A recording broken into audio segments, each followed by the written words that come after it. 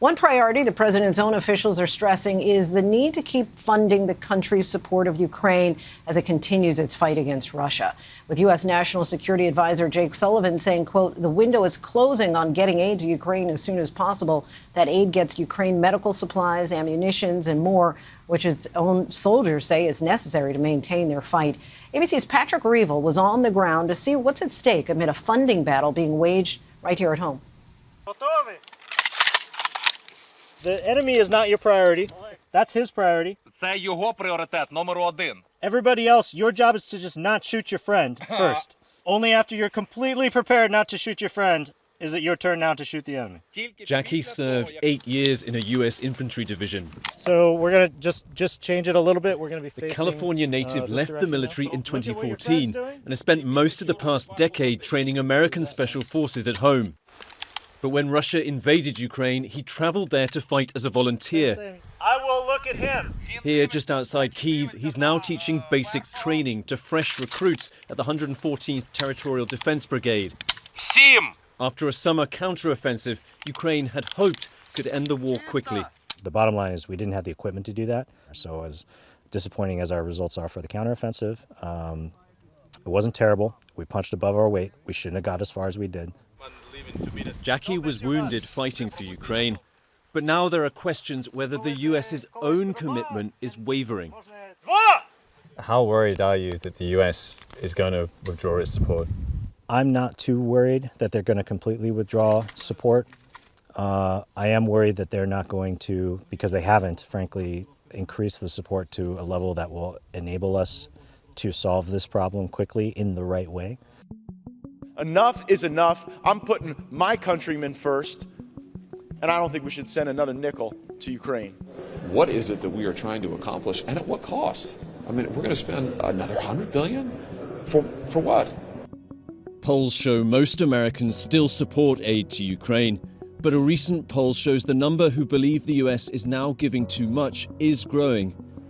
And Congress is now struggling to pass more funding amid growing resistance led by hardline Republicans and with a new government shutdown looming.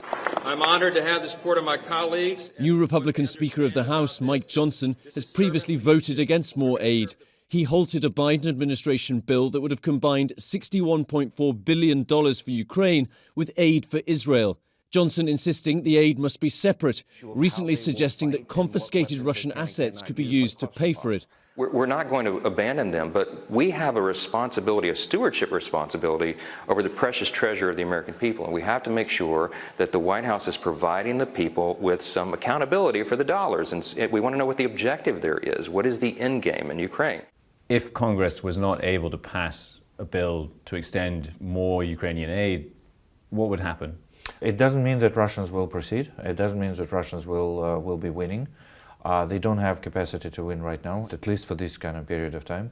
But that means that we will drastically see the amounts of casualties from our side growing. How quickly would we see shortages of ammunition?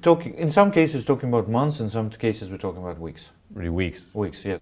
Zaharodnyuk points out most US aid goes back into the American economy, partly as defense contracts to US companies.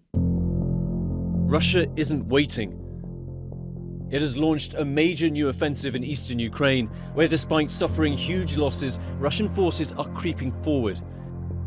This month, Ukraine's top commander acknowledged the war is now at a stalemate, on a trajectory that doesn't favor Ukraine. You can just hold it. Optics is here. So it's light, right? Yeah, it is light. The Serhiy Prytula Charity Foundation crowdfunds to buy equipment needed by frontline troops. Drones, radios, Starlink devices, medical packs, all bought using small private donations. It has raised $155 million since last year. The scale is crazy, and we doubt that any country in the world can keep up with 1,000-something kilometer front lines with so many people defending their country against the enemy that doesn't count, people. Maria and many in Kyiv saying the only way to stop Russia is to give Ukraine enough weapons to defeat it. So for now, you believe that America will continue to support Ukraine? We hope so, because as we see it, as of now, all of us are way too far just to stop. How worried are you that US aid might start to fade away? I don't want to think even about this. Again, we will have our all cities and towns showered with missiles. We will have deaths of our people on the front lines multiplied 5-10 times. Jackie believes these men can still liberate Ukraine's territory. I'll say something about the United States. You know, we were born in our own revolution in 1776, starting in 1775. Benjamin Franklin had to wait 3 years in France for a single American victory before the French decided to give us arms, equipment, and men to help us win our independence. And the results of that action in the 1700s have been very good for the world, I would say. Ukraine says the West should back it to win. As a hard winter approaches, many there wondering what it would mean if Western support is weakening. Our thanks to Patrick Reevell for that. Hi, everyone. George Stephanopoulos here. Thanks for checking out the ABC News YouTube channel. If you'd like to get more videos, show highlights, and watch live event coverage, click on the right over here to subscribe to our channel. And don't forget to download the ABC News app for breaking news alerts. Thanks for watching.